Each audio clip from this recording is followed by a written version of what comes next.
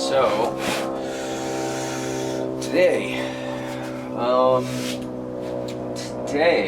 is gonna be, well, it's probably not even just gonna be today in this video, but pulling apart all of the stuff for the brakes. I might bust this guy out to look at the bodywork a little bit more and hopefully confirm some things that I think are going on. Call the machine shop, or the guy, Gary, the machine shop guy, get that figured out, and that's where my brain's at right now. And hopefully make some progress on some of these things, so I still get a bigger and bigger picture of what I'm working with. I mean, I know right now, like, I got to do floors before the thing's running and driving. There's some considerations I want to make once I get to the part where I cut out the floors, because the rocker panels are great. And so I'm thinking at that point in time I might try to start building a structure underneath the main portion of the body to later on accommodate more of a full frame setup. Make the considerations for the suspension parts that we're going to plan on doing, get the brakes all ordered and figured out for that, and just hopefully make a ton of progress today, because I've got travel coming up. In fact, I just got back from Yosemite area, Oakhurst, California, for a church thing. It was awesome. Very thankful for that time. Got to go into Yosemite the day after it snowed. It was beautiful. But then this next week I've got tests for work, and then supposed to go up to Napa to help out my buddy that lives up there. He had hand surgery, and so I may share some of that stuff on this channel, but who knows? I mean, we'll see. We'll see as we go along. But bit by bit, just want to get to work. As you can see here, we got a disc brake on the driver's side front, which is a factory piece, which is great. It's awesome that this thing already has disc brakes, so we don't need to worry about an upgrade. But there is an issue on the other side. On the other side, someone put a drum brake on. I don't know if this is just a drum brake on the disc brake spindle, or if they replace the entire spindle itself. So this is going to be something that I have to hash through, so I can start ordering parts and getting this stuff refurbished and put back as it should be for us to be able to enjoy this once we get the engine back. Let's knock off this drum. Hopefully this adjustable wrench is big enough so that way we can see if the spindle from the passenger side matches the right side. Sorry, passenger side matches the driver's side, and I can figure out if I need to be ordering some other parts beyond just all the brake parts, bearings, calipers, all that stuff. Physical hardware too, bolts, nuts, and whatnot. I'm hoping that it all looks the same. And maybe if I'm lucky, that being the case, that there is a part number on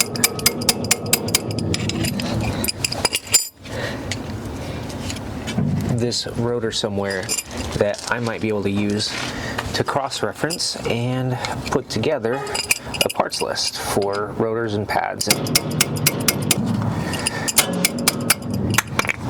There we go.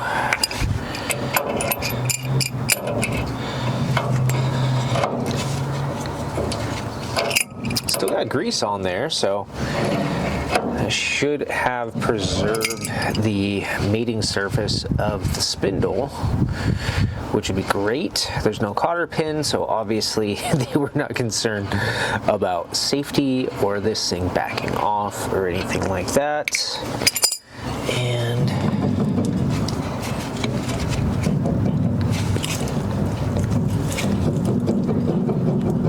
This thing's on there pretty good.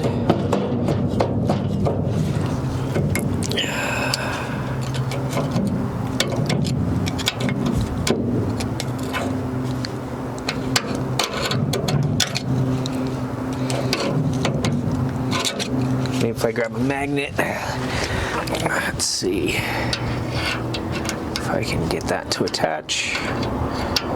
There we go, and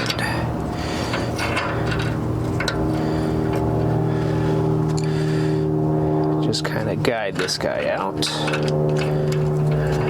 Boom. Got it. I'll stick that there for right now. Now, that bearing is stuck on there. So I'm gonna see what I need to do about getting it unstuck. I mean, unfortunately, I wouldn't call it sketchy, but in an abnormal way, because I did not have the exact perfect tool to use, like a pulley puller or a slide hammer. Kind of had to mate both of them to where we could get this to back off, and it's working pretty good. So I think we are, yep, we're there. Awesome. Back that guy off. Back these nuts off. These nuts. I apologize as I'm doing these videos. It's not normal for me to be talking to people while I'm working alone. So if you enjoy me being really strange, or just people that are a little strange, like for instance, I'm a major introvert. I really just kind of like being to myself, and so doing this stuff and working alone and so on the majority of the time is perfect for me. So, okay, we got it off. Do we see light at the end of the tunnel? I'm not sure, because we have a backing plate and we have this caliper bracket. Now, if I remove this backing plate and we're looking good, I think I have a caliper bracket in some of the spare parts that I can compare with this, and I might actually have another backing plate. So we might be 2 for 2, and that drum was just there to exist so they could get this thing rolling around before it got put away for a very long time. Being that this is a 1-inch and I don't have a 1-inch wrench or a 1-inch socket, I'm gonna see if I can knock this thing loose. I hit it with some PB Blaster, which I like PB Blaster way better than WD-40 or some of the other penetrating lubes. And hopefully we can get this thing, I need to get this backing plate off so we can figure out for sure if I need to order a new spindle for that side, or if I can just start ordering parts and we can put together this disc brake setup. Anyways.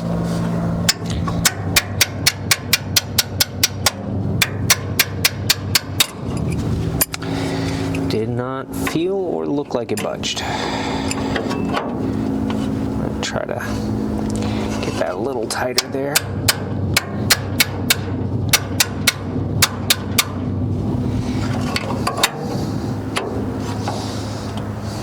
But I don't think this is going anywhere.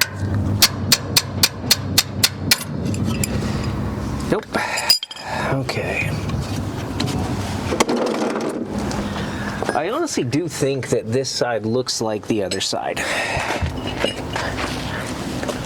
I'm gonna maybe take this disc brake and just try to slide it on the other side and see how it sits. In a lot of ways, I have a lot of hope in this, because that upper hole is this one right here. This would be that upper bolt that I can't get unstuck on the other side, so you'd have the backing plate. This would be the other backing plate bolt. The caliper bracket would also be held between these two, and hopefully we'd be okay. So let's see have anything that seems out of the ordinary by putting this guy on. Got plenty there. Looks like there's space for a backing plate.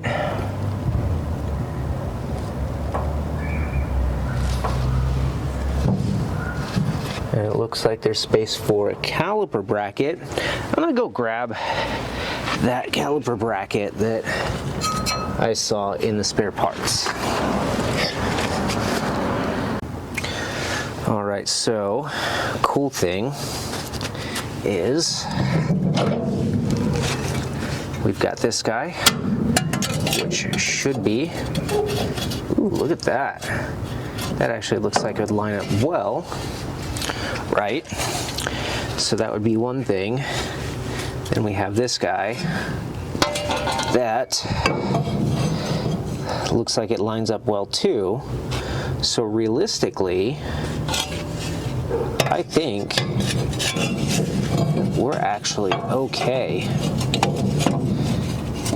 in regards to these parts.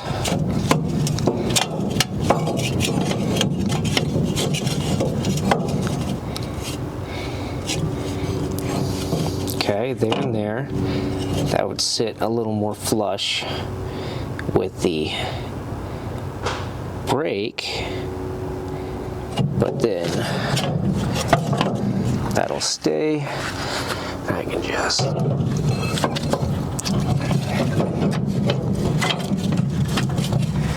do that.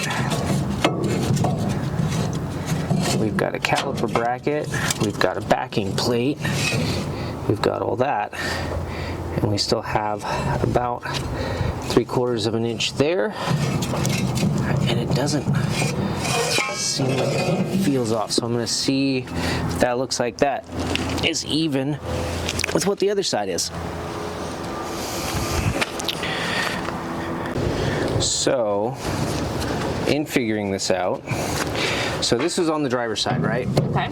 So it goes, and this is where your caliper, which would be here, would squeeze to stop it. Okay. What is that thing though you're holding? So this is called the brake rotor. Okay, thank you. Right? So the brake rotor on these, they have a bearing in the front, they have a bearing in the back.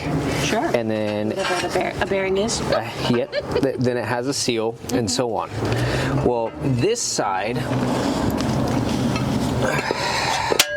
had this guy on it, right? So this is a drum, a brake drum. Okay. So this could roll. Okay. I believe what they did is they took off the backing plate and they took off this bracket, which both sit and attach here. So this attaches here, here, and here. So these two bolts and that one, right? Mm-hmm. See how it lines up really well? Yeah. And then this sits behind it, here and here. Okay. So that goes there, that goes there. Okay. I believe because the drum won't fit on there and bolt down with this bracket in the way, what they did was just remove the bracket to place the drum on so they could secure it, so they could roll it. Okay. So but I'm not for driving. Not for driving, just so they could roll it. Okay. So I shouldn't have to find a new spindle, which is what this is called, Okay. to be able to do an entire brake job.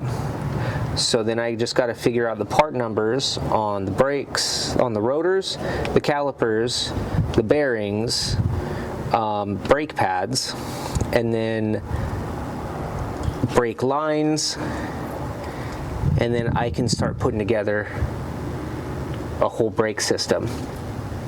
Nice. Yeah.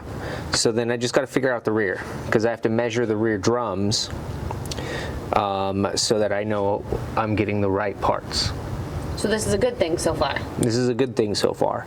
That's good. Took a little bit of effort to figure it out, but you know, that's life. Boom. Boom. So with all that done, I was able to get some casting numbers off the calipers, measure the drums out, and so I have to order some parts, which is great. I feel like this is going to start making forward momentum, but I have to call the guy that's going to be doing the machine work and arrange dropping off the engine block, the heads, the crank, connecting rods for him to check those, and then that way we can look at and discuss what components we're going to need moving forward besides just pistons. I know we're going to go valves, valve springs, retainers, guides, figure out what intake we're going to run, things like that. And that's going to take time and research and effort. Whenever you're doing an old car, that is one of the biggest things, is the amount of time that it takes to figure out issues, like we had trying to figure out why is there a drum on a factory disc brake axle, things like that, and then dissecting and strategizing and so on. It's not to say something to avoid if you're not the type of person that hasn't done that before and is intimidated by it, but I would say that it can be such a great lesson for life in regards to taking on projects like this, because life is always going to be messy. You're always going to be trying to balance things out. You're always going to try to be moving forward with momentum, but there's going to be things that you need to clean up in the process so that you have a good foundation and a good piece, and so you can continue moving forward. So sometimes you got to take things backwards, like I've spent this last week doing with pulling all of the trash out, cleaning the car out, getting rid of parts, and being able to assess how healthy of a foundation we have moving forward. So I'm going to call Gary, and let's see what we get here.